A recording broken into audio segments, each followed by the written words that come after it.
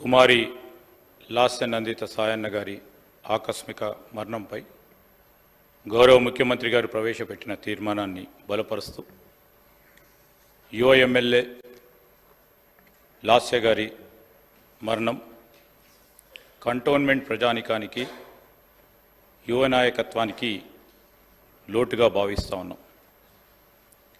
సాయన్న గారి ముగ్గురు కూతుర్లో చిన్నవారైన లాస్య గారు మొదటగా 2015లో పికెట్ నుంచి వార్డ్ మెంబర్గా పోటీ చేయటం, 2016లో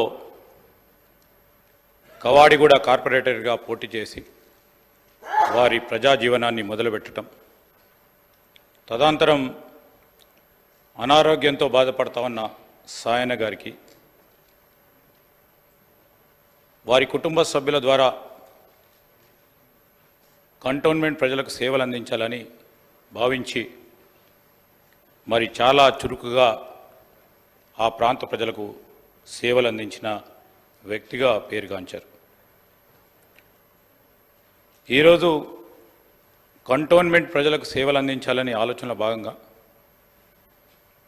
నందిత గారు మరి సాయన్న గారి వారసులుగా ముందుకు సాగాలని ఆ పార్టీ ఆలోచన చేయడం, సాయన్న గారి అనారోగ్యంతో మరణించడం కంటే 2 సంవత్సరాల కంటే ముందే లాస్య గారి తండ్రి సాయన్న గారి కోరిక మేరకు ప్రజా జీవితంలో ఇంకా వేగంగా మెరుగైన రీతిలో పనిచేయడానికి శాయశక్తుల్లో పనిచేశారు.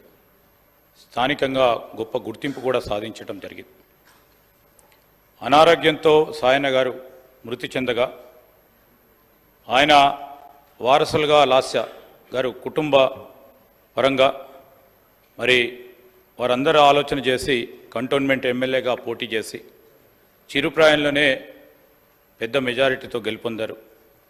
దురదృష్టవశాత్తు రోడ్డు ప్రమాదంలోనే వారు మన అందరి దగ్గర నుంచి దూరం కావటం చాలా విషాదకరం. శ్రీ సాయన్న గారి వారసత్వాన్ని కొనసాగిస్తూ కుమారి లాస్య నందిత గారు కంటోన్మెంట్ ప్రజల మన్ననలను పొందుతున్న తరుణంలో ఆకస్మికంగా మరణించడం వారి కుటుంబానికే కాకుండా కంటోన్మెంట్ నియోజకవర్గ ప్రజలకు కూడా తీరని లోటని, ఈ సందర్భంలో వారి కుటుంబ సభ్యులకి వారి అభిమానులకు మా ప్రగాఢ సానుభూతిని తెలియజేస్తూ